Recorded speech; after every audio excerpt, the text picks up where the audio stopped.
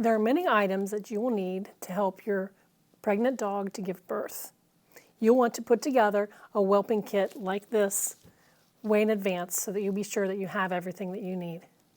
Hi, I'm Stacy from Kindred Spirits Miniature American Shepherds, and I would like to share with you my whelping kit and the things that I do to help my pregnant dogs to whelp their babies. First, you would need a whelping box, and I did a short video showing our whelping box that's in our bedroom. It's basically a box with 4 sides, with one side being lower. That makes for easy access for mom to get in and out. There is not a bottom or a floor to this box, but instead we use waterproof cloths like this. And you'll want more than one of these for easy laundering. You want to always have one available. We have one under the whelping box now, and we have 2 more here. When the delivery is actually happening, then we use waterproof pee pads that are disposable like these, just for easy cleanup. But we don't use them all the time. We just use the cloths because they're softer, and the mama dog likes them better. Anyways, check out that video if you're interested in seeing what our whelping box looks like. You'll want to start with recording your dog's temperature about a week before her due date. You'll just get a tablet and pen and just take her temperature, make it maybe twice a day. We use a thermometer, a digital thermometer like this, with a flexible tip, and personal lubricating gel for easy insertion. And you want to keep track of the temperature so that you know what's normal for your dog. A typical normal temperature for a dog is 101 to 102.5, which is a lot different than a person. So if you didn't know that and you took their temperature, you may be concerned. But a dog's temperature will drop approximately 3 degrees about 24 hours before she's to give birth. So as you see the temperature over the next week, you'll see that drop, and you'll know when to expect the babies. So if you see a temperature of 98 or 99, you know the babies are just right around the corner. Let's see, when labor starts, you will notice your dog having like nesting behaviors where she's digging. She'll go in the box and she'll dig.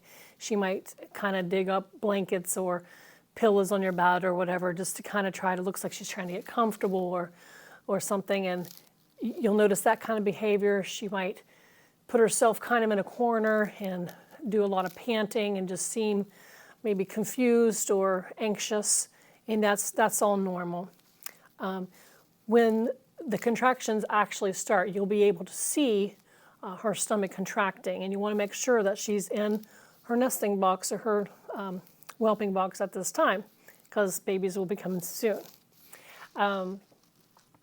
Once the labor actually starts, you'll want to start giving a calcium supplement, and this will help with the contractions to have easier deliveries, and it also will help with milk supply.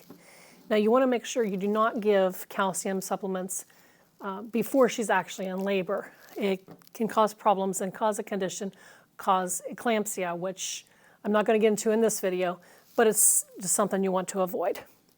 So normally the mama dog takes care of everything. She knows what she's doing, and she doesn't need your help. But some dogs will just want your support, want you close by for comfort. And there are some cases when the mama actually needs help. When the puppies are born, they're born in a sack, and the mama dog will break the sack open and bite the cord, and then she will stimulate the puppy by licking him and so forth. And the stimulation will help the puppy to get to the bathroom and get him breathing well and everything, and then he'll be ready to nurse. If she doesn't do these things, then you have to do it for her. So you want to use whelping gloves, Basically, they're just disposable vinyl. You don't want to use the rubber. And you can pull the sac open with your rubber, the hands with your gloves. You can pull the sac open to help the baby come out. And then if you need to cut the cord, you want to have forceps, let's see, that you would put kind of close to the baby, not super close, but then you would clamp the cord off, and then you would take sharp scissors that are blunt and cut the cord, and these forceps will keep it from bleeding much. And then you will take an iodine pad and kind of wipe where you've cut to keep them from infection. You want to be careful not to let these forceps dangle or to pull on the cord at all, because you can cause a hernia from doing that. Now, the iodine wipe should stop bleeding, or it should help with the bleeding just to stop. If they tend to bleed more and you become concerned, I like to always have septic powder available just in case.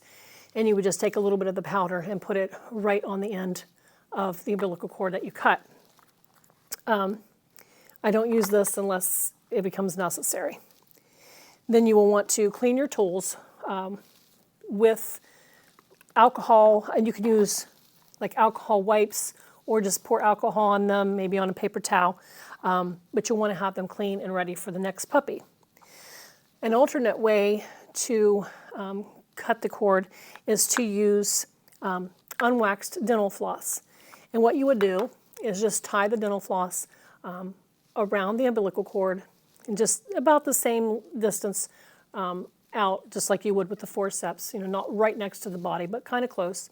And you would tie that, but you want to make sure you don't tie it so tight that it actually severs the cord. You only want to stop the blood flow. And then you could then cut the cord just the same as you would when using the forceps.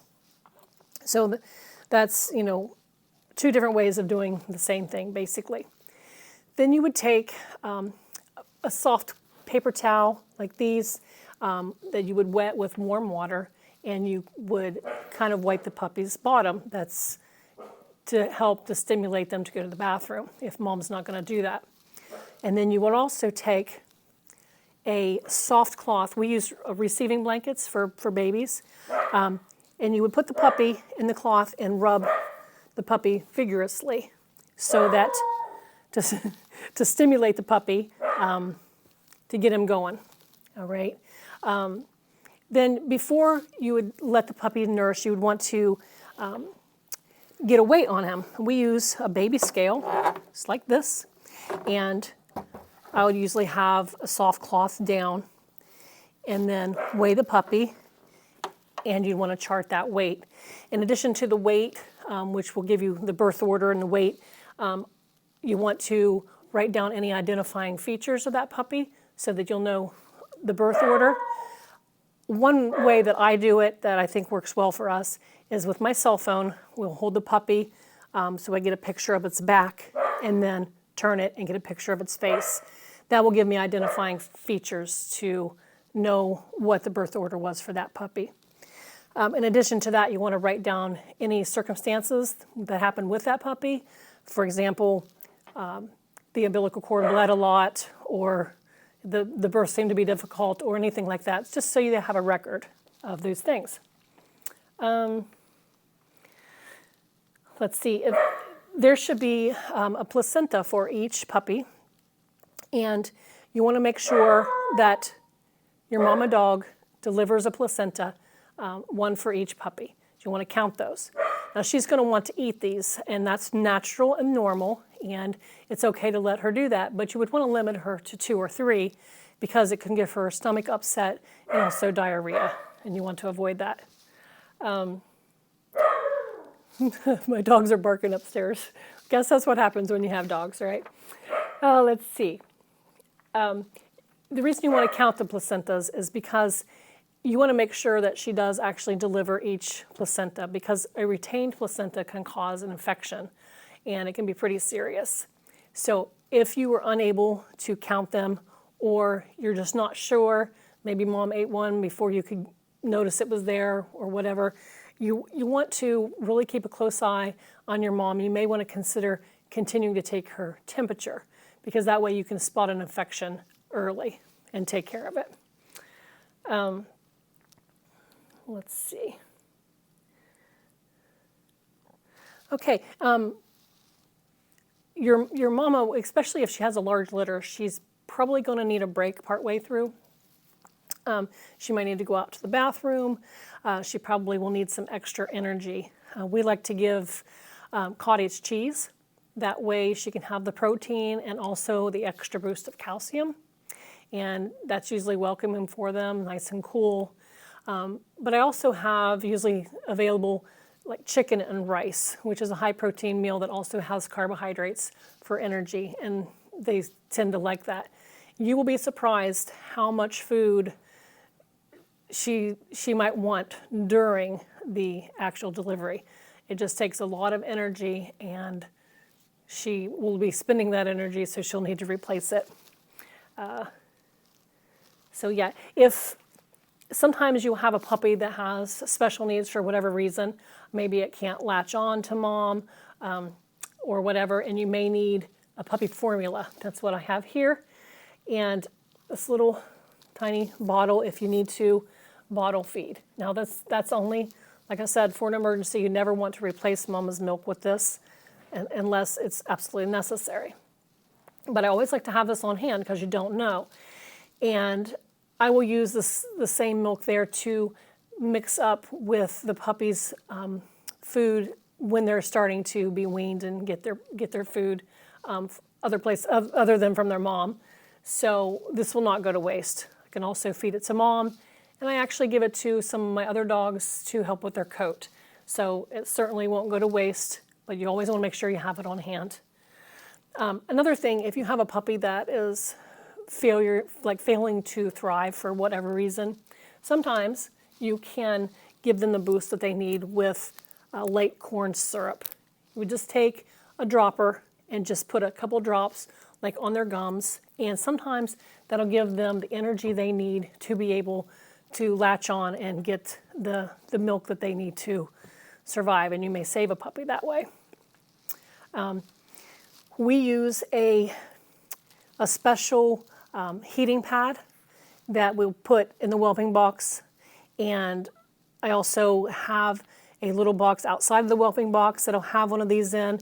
That way, whenever mom is not there for whatever reason, whether she's having a potty break or eating some lunch or whatever, you want the puppies to be on the heating pad.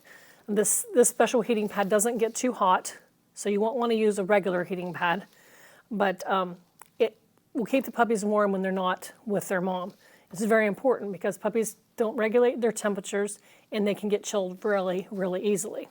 So that's really important as well. Let's see. Hopefully I covered everything. I also put this information into a blog form on my website, and there I will have a list of these items so that you can actually just check it off to make sure you have everything. And something I did, I think, forget to mention is when the puppy's born, you want to take a nasal aspirator and squeeze it and stick it into the puppy's mouth to suck out any extra fluids. You can also do it in their nostrils or on their nostrils. It's too big to actually put in their nostrils usually. But that's really helpful, and you want to make sure you have a couple of those on hand. I think I covered everything. If there's anything I forgot, please leave that in a comment. And I appreciate you watching this video to the end. And if you found value, please give me a thumbs up, and please be sure to subscribe. Thank you so much. Bye.